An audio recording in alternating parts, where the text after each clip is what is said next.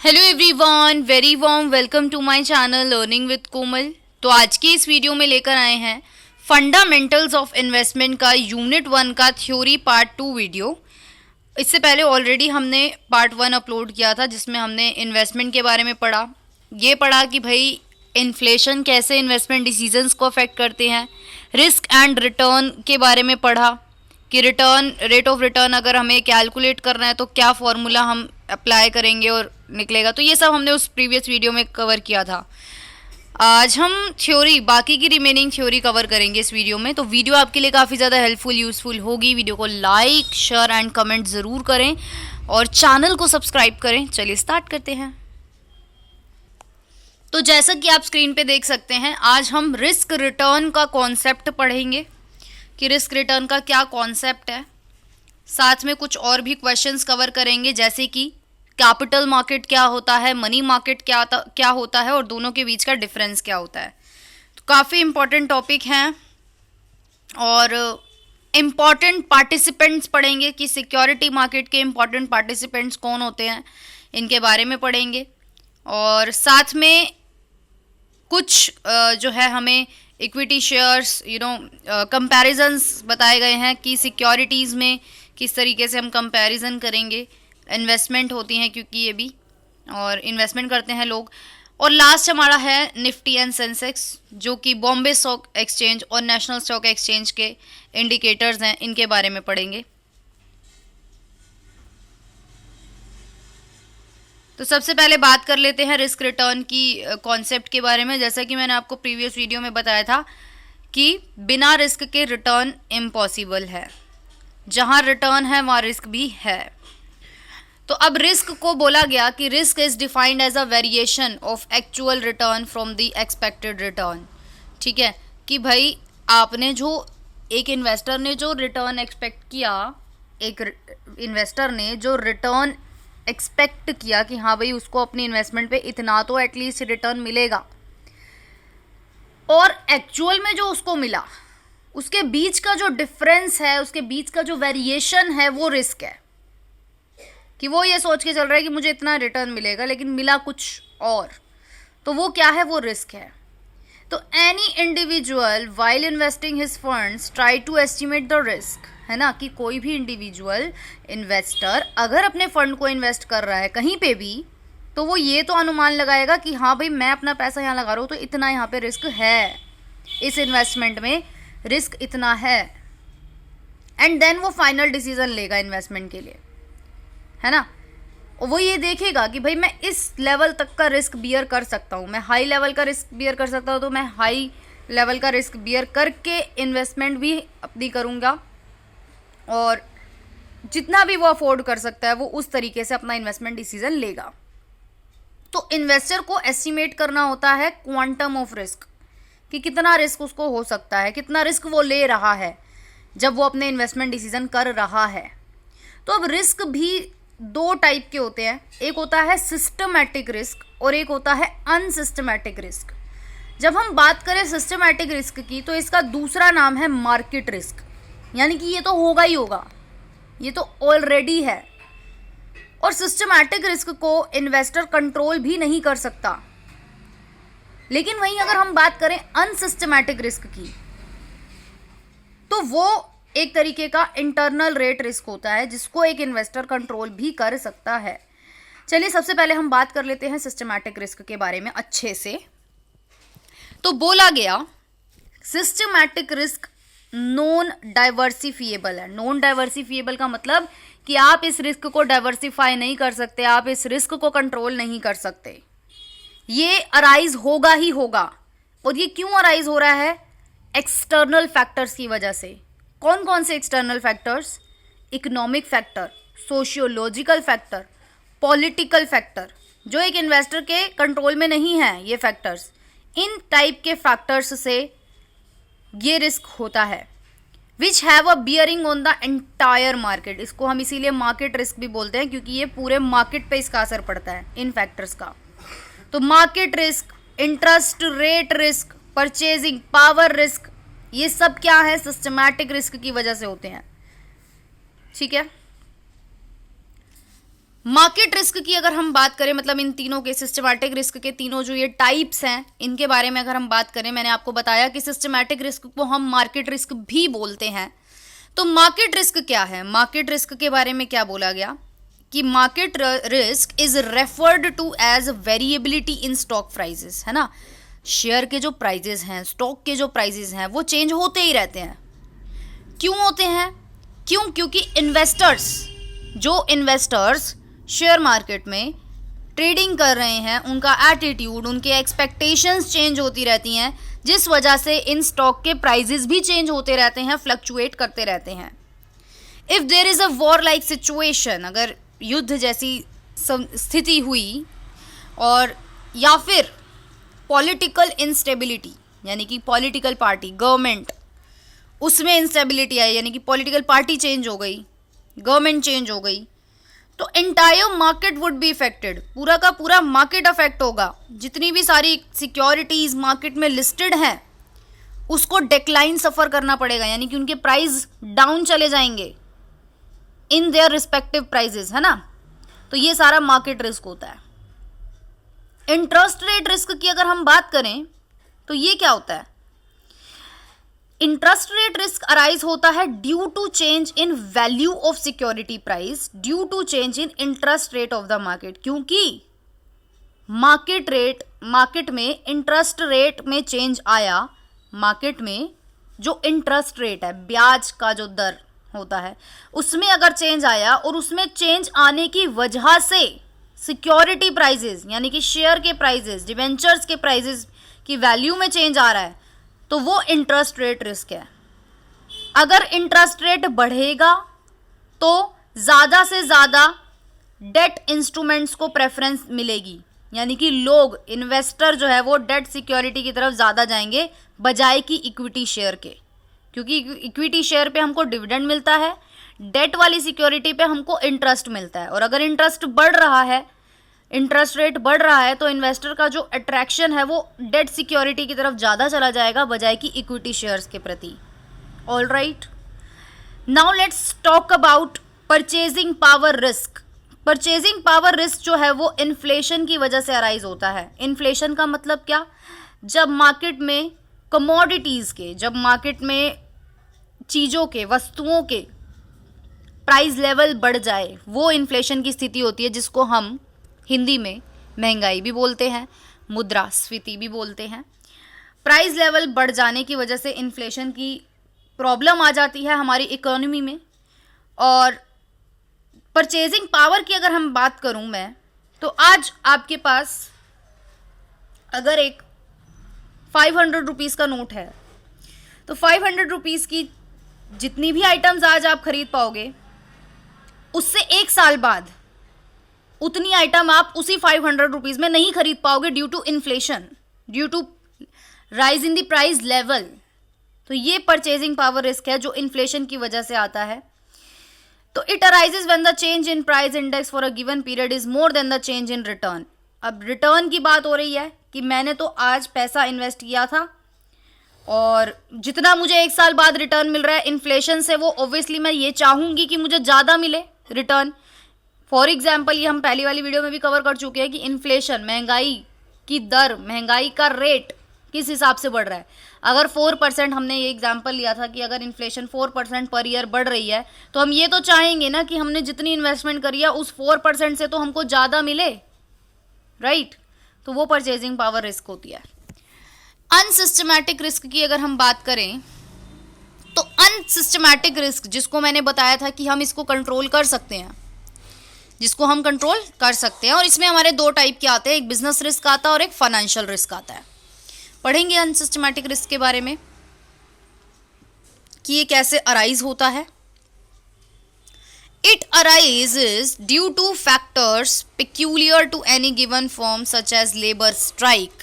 देखो, लेबर्स ने हड़ताल कर दी, मैनेजमेंट में चेंज आ गया, प्रोडक्ट लाइन में चेंज आ गया, प्रोडक्ट की डिमांड में चेंज आ गया, ये सारे फैक्टर्स जब अराइज होते हैं तो उसको हम बोलते हैं unsystematic risk. Business risk, financial risk, दो कैटेगरीज में इसको डिवाइड किया गया। कि the change in actual performance में vary from the expected performance due to a number of reasons, है ना, कि भाई आपने जो एक्सपेक्ट किया था और एक्चुअल में जो आया उसमें डिफरेंस जो भी आता है वो काफ़ी सारे रीजंस की वजह से आता है। अब यहाँ पे जो हम बात कर रहे हैं वो इंटरनल रिस्क की बात कर रहे हैं।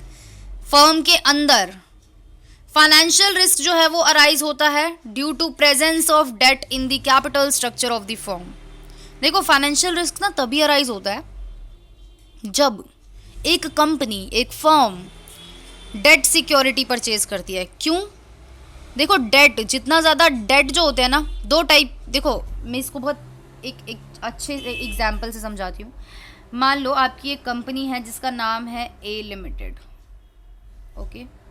अब ए लिमिटेड को पैसों की ज़रूरत है, तो ए लिमिटेड को पैसों की ज़रूरत है, लेट्स से ए लिमिटेड को 10 लाख रुपीज़ की ज़रूरत है, ठीक है। अब ए लिमिटेड के पास काफ़ी सारे ऑल्टरनेटिव्स अवेलेबल हैं, फाइनेंस के सोर्सेज अवेलेबल है जहाँ से ए लिमिटेड अपने इस पैसे का इंतज़ाम कर सकती है। फॉर एग्जांपल यहाँ मैंने दो एग्जांपल ले लिए, एक ले लिया इक्विटी शेयर्स और एक मैंने ले लिया डिबेंचर्स, डेट सिक्योरिटीज़ भी आप इसको बोल सकते हैं। जो इक्विटी है, इक्विटी शेयर की अगर मैं बात करूँ तो इक्विटी शेयर्स भी इशू कर सकते हैं और इक्विटी शेयर्स पे हम जानते हैं ओनरशिप भी ट्रांसफ़र होती है ना, क्योंकि इक्विटी शेयर होल्डर्स मतलब क्या बन जाते हैं, कंपनी के शेयर होल्डर्स ओनर्स बन जाते हैं, राइट। लेकिन अगर हम बात करें इक्विटी की तो इक्विटी में खर्चा बहुत होता है, प्रोस्पेक्टस जारी करना और बहुत कुछ करना पड़ता है, एडवर्टीजमेंट करना और ब्रोकर्स एजेंट्स पता नहीं क्या क्या करना पड़ता है। इक्विटी शेयर में बहुत खर्चा आता है और फिर डिविडेंड भी देना फिर। लेकिन वही हम बात करें डिबेंचर्स की, तो डिबेंचर जो है वो क्या होते हैं, उन पे हमें इंटरेस्ट देना होता है कंपनी को, और इंटरेस्ट देना होता है, और ये थोड़े चीपर भी होते हैं इक्विटी के कंपैरिजन में।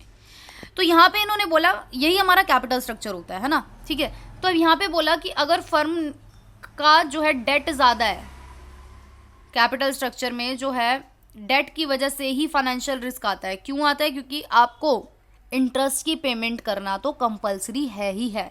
एक फर्म को इंटरेस्ट की पेमेंट करना कंपलसरी होता है, लेकिन डिविडेंड देना ज़रूरी नहीं होता। इसीलिए जो ये फाइनेंशियल रिस्क आता है वो डेट की वजह से आता है, ठीक है जी। अब हम बात करें नेक्स्ट क्वेश्चन जो कि है distinguish between capital and money market. क्या होता है कैपिटल मार्केट, क्या होता है मनी मार्केट, और फंक्शंस जो ये इसको हम फाइनेंशियल मार्केट भी बोलते हैं और इनके द्वारा क्या क्या फंक्शंस परफॉर्म किए जाते हैं इसके बारे में पढ़ेंगे। तो सबसे पहले बोला गया कि financial market is an integral part of the financial system of a country. Integral part बोला गया फाइनेंशियल सिस्टम का, पूरी कंट्री के फाइनेंशियल सिस्टम का इंटीग्रल पार्ट है फाइनेंशियल मार्केट। फाइनेंशियल मार्केट में क्या आता है? फाइनेंशियल मार्केट का मतलब कैपिटल मार्केट और मनी मार्केट। देखो जो कैपिटल मार्केट होता है, कैपिटल मार्केट का क्या काम होता है? ये फंड्स को चैनलाइजेशन करता है, फंड्स का मोबिलाइजेशन करता है from the surplus sector to deficit sector. Surplus sector मतलब टू डेफिशिएट सेक्टर। इसको अगर मैं आपको एक बहुत ही सिंपल एग्जांपल से समझाऊं तो सरप्लस सेक्टर मान लो आपके हो गए हाउस होल्ड्स, ठीक है जी, हाउस होल्ड। और डेफिशिएट सेक्टर्स कौन से हो गए आपके? प्रोडक्शन सेक्टर, जिनको पैसों की ज़रूरत होती है ना, जिनको पैसों की ज़रूरत होती है, गुड्स एंड सर्विसेज प्रोड्यूस करने होते हैं, उनको पैसों की ज़रूरत होती है, ये डेफिशिएट सेक्टर हो गया। हाउस होल्ड के पास थोड़ा ज़्यादा सरप्लस मनी होता है तो वो पैसा इन्वेस्ट कर देते हैं। तो कैपिटल मार्केट क्या है? कैपिटल मार्केट एक ऐसा मार्केट है जो फंड्स को चैनलाइजेशन करता है, सरप्लस सेक्टर से डेफिशिएट सेक्टर की ओर पैसा भेजता है और कैपिटल फॉर्म करता है। ये हेल्प करता है फाइनेंशियल इंस्ट्रूमेंट्स की लिक्विडिटी में भी। तो बेसिकली अगर हम इसके डिस्टिंक्शन की बात करें कि कैपिटल मार्केट क्या होता है, मनी मार्केट क्या होता है, फिर आपको और ज़्यादा क्लैरिटी मिलेगी कि हाँ ये है क्या, राइट। तो देखो कैपिटल मार्केट एक ऐसा मार्केट होता है जो तो कैपिटल मार्केट एक ऐसा मार्केट होता है जहाँ पे लॉन्ग टर्म फाइनेंशियल इंस्ट्रूमेंट्स जो है उसमें उसकी जो है इन्वेस्टमेंट होती है। लाइक मैं अगर बात करूं तो शेयर्स हो गया, डिबेंचर्स हो गया, म्यूचुअल फंड्स इन्वेस्टमेंट हो गया। तो जब आप अगर as an investor shares purchase करते हो या डिबेंचर्स किसी कंपनी के परचेज करते हो या आप म्यूचुअल फंड में इन्वेस्टमेंट करते हो, तो इट मीन्स कि आप कैपिटल मार्केट में परचेज एंड सेल कर रहे हो। ठीक है जी। लेकिन वहीं अगर हम बात करें मनी मार्केट की, तो मनी मार्केट का मतलब क्या? मनी मार्केट का मतलब आप ऐसी फाइनेंशियल एसेट्स में इन्वेस्टमेंट कर रहे हो जिनकी मैच्योरिटी डेट 1 साल से कम होती है। ठीक है। तो ये एक ऐसा मार्केट होता है, ऐसी एसेट्स का मार्केट होता है जिसको आप कैश में इमीडिएटली कन्वर्ट करवा सकते हो और बहुत ही स्मॉल ट्रांजैक्शन कॉस्ट पर। तो कौन सी होती हैं मनी मार्केट एसेट्स? वो होती हैं inter corporate deposit, treasury bonds, commercial papers and bills. तो ये इन सिक्योरिटी का नाम है। कुछ इस तरीके के फाइनेंशियल इंस्ट्रूमेंट जो है वो मनी मार्केट में हम ट्रेड करते हैं एज एन इन्वेस्टर। तो ये दोनों के बीच का फ़र्क है। सबसे पहला, कैटेगरी ऑफ मार्केट की बात करें तो कैपिटल मार्केट को प्राइमरी मार्केट बोला जाता है, जिसमें नए शेयर्स, नए इशू जो होते हैं शेयर्स, कहने का मतलब फर्स्ट टाइम कोई सिक्योरिटी इशू हो रही है तो वो कहाँ पे होएगी? वो प्राइमरी मार्केट में होगी। और प्राइमरी मार्केट कौन है? कैपिटल मार्केट है। ठीक है जी। मतलब नए नए शेयर्स जो इशू होते हैं वो कैपिटल मार्केट में होते हैं। सेकेंडरी मार्केट की अगर हम बात करें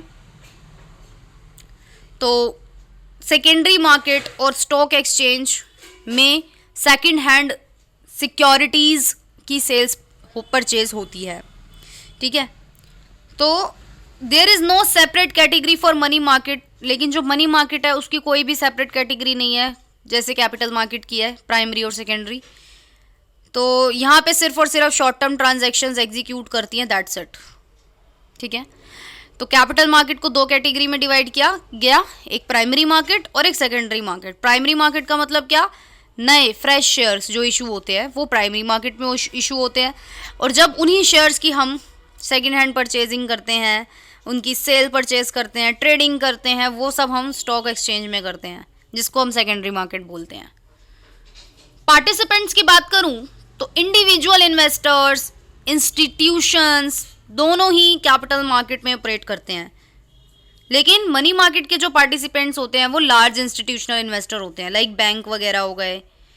लार्ज जो इंस्टीट्यूशनल होते हैं वो सब होते हैं, शॉर्ट टर्म इंस्ट्रूमेंट में वो लोग डील करते हैं। अब वही बात करें पार्टिसिपेंट्स की कि सिक्योरिटी मार्केट में कौन कौन पार्टिसिपेंट होते हैं, और 2 को हमें एक्सप्लेन करना है ब्रीफली। तो देखो, सिक्योरिटी मार्केट में आपके रेगुलेटर्स भी होते हैं। सही, रेगुलेटर कौन होता है? सेबी और आरबीआई रेगुलेटर हैं।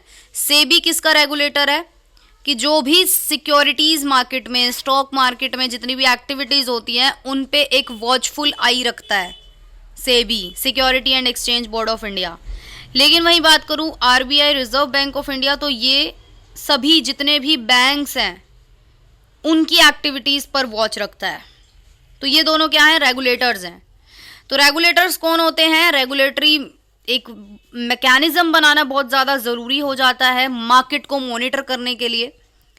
तो सिक्योरिटी मार्केट का जो रेगुलेटर है वो ये इंश्योर करेगा कि जितनी भी ट्रांजैक्शन सिक्योरिटी मार्केट में हो रही है उसकी फुल्ली सेटलमेंट हो रही है या नहीं बायर्स एंड सेलर्स के बीच में।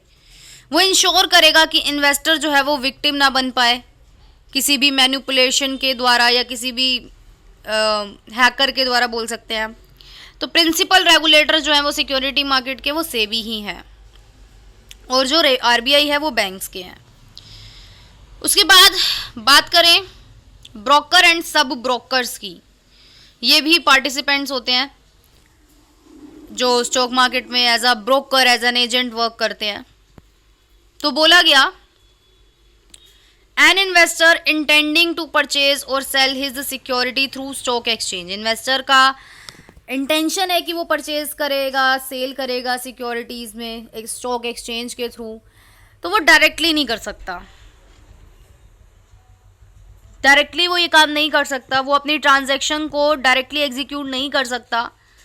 उसको किसी ना किसी स्टॉक एक्सचेंज के रजिस्टर्ड मेंबर की हेल्प लेनी पड़ेगी।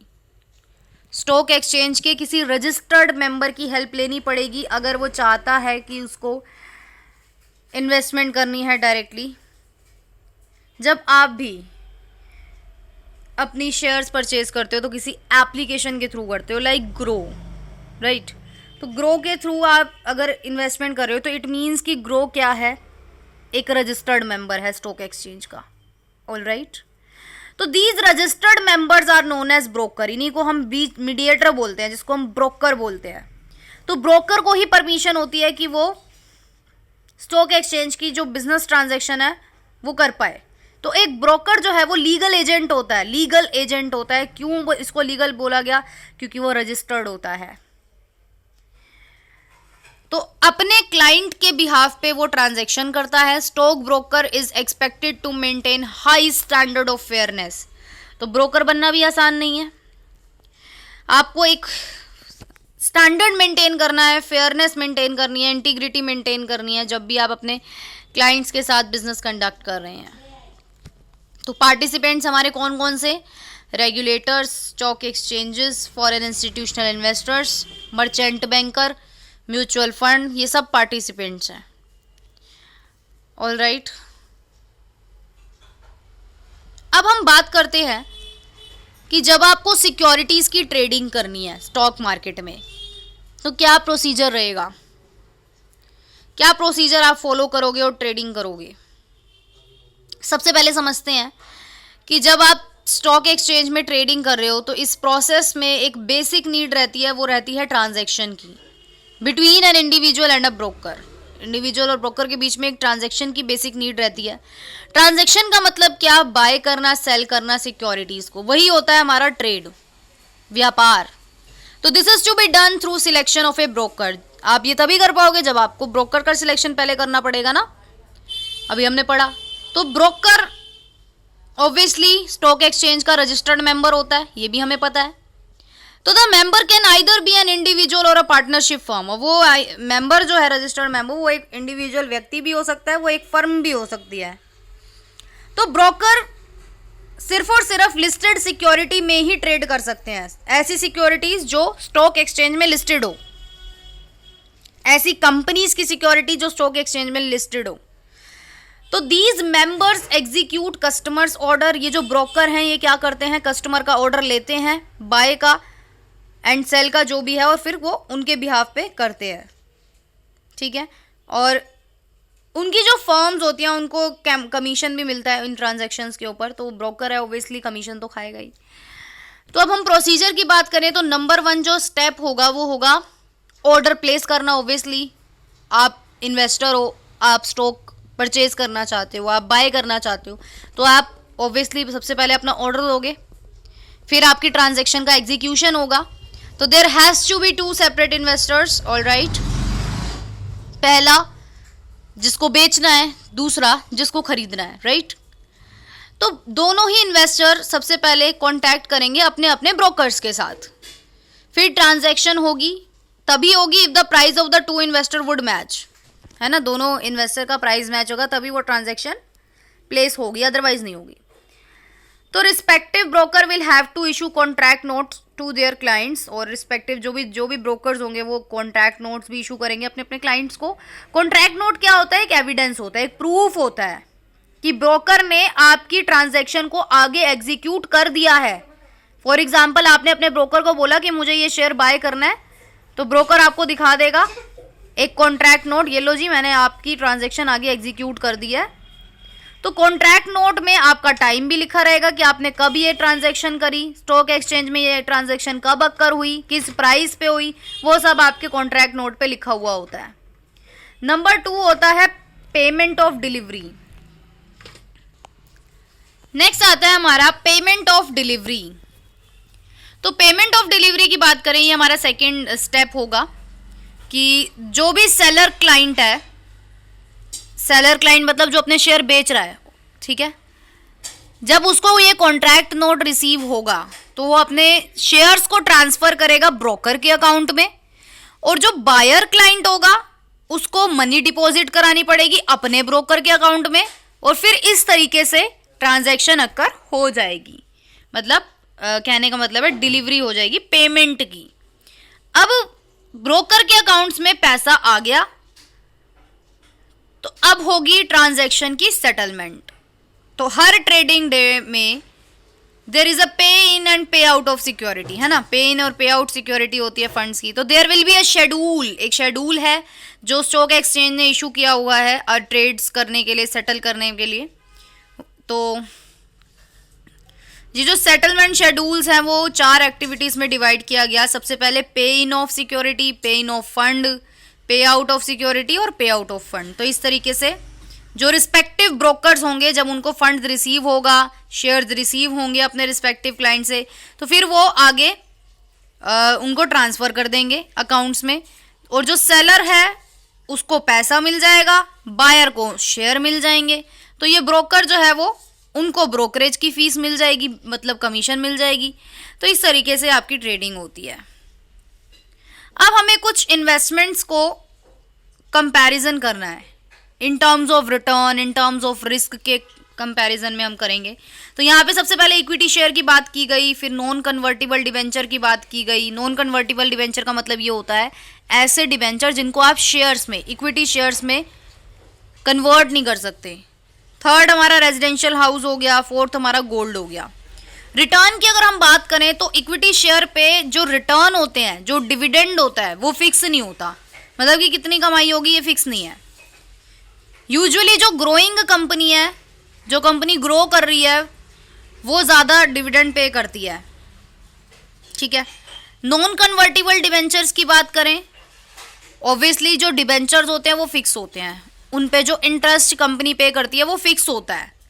इसको डेट सिक्योरिटी भी बोलते हैं।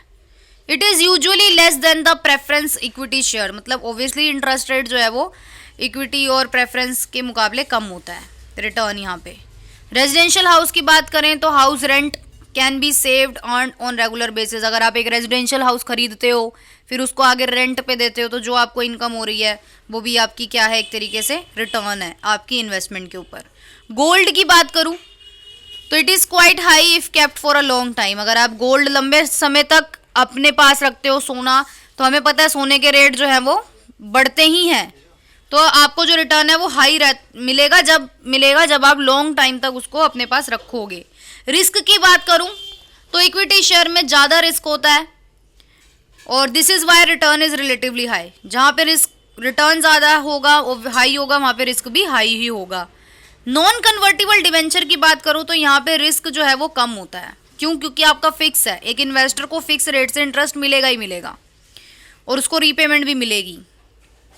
रेजिडेंशियल हाउस की अगर मैं बात करूं तो यहाँ पे कोई भी रिस्क नहीं होता, no risk of loss of property if fire general insurance is done. अगर फायर या फिर जनरल इंश्योरेंस आपने अपने रेजिडेंशियल हाउस का करा रखा है तो यहाँ पे फिर आपको कोई रिस्क, कोई लॉस नहीं होगा। गोल्ड की बात करें तो अगर आपने सेफ जगह पे अपने सोने को छुपा रखा है तो कोई रिस्क नहीं है। लिक्विडिटी की अगर हम बात करें तो इक्विटी शेयर में कोई भी रिडेम्पशन नहीं होता। रिडेम्पशन का मतलब रीपेमेंट। आज आपने एक कंपनी के इक्विटी शेयर परचेज करे हैं, कंपनी आपको वो पैसा नहीं देगी वापस, आपको सिर्फ उसके ऊपर डिविडेंड मिलेगा, लेकिन आप उसको स्टॉक मार्केट में जरूर बेच सकते हो, कंपनी को नहीं, लेकिन इन्वेस्टर्स को, जो लोग ट्रेड कर रहे हैं, सिक्योरिटीज की बाइंग एंड सेलिंग कर रहे हैं, उनको आप जरूर बेच सकते हो। नॉन कन्वर्टिबल डिवेंचर की बात करूं तो usually these are redeemable after a fix period. मैंने आपको बताया कि इसमें रीपेमेंट करती है कंपनी, एक फिक्स पीरियड के बाद इन्वेस्टर को उसका पैसा वापस मिल जाएगा, उसकी जो प्रिंसिपल अमाउंट है वो उसको वापस मिल जाएगी। और बात करें रेजिडेंशियल हाउस की तो ये बहुत कम होता है, takes time to dispose of a residential. अगर आपको एक घर बेचना है तो बहुत टाइम लगेगा, तो लिक्विडिटी यहाँ पे बहुत, एक कह सकते हैं, कम होती है।